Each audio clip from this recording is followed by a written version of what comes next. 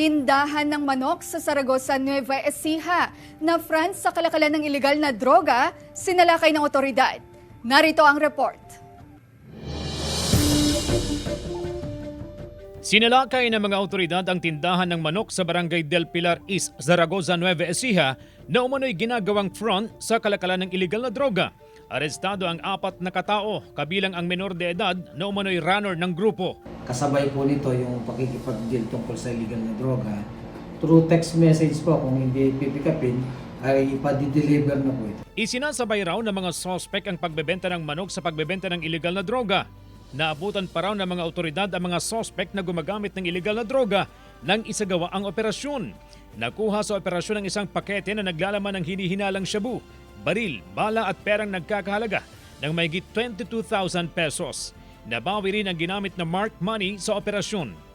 Aminado ang mga suspect na gumagamit ng illegal na droga pero itinanggi ang pagbebenta ng shabu.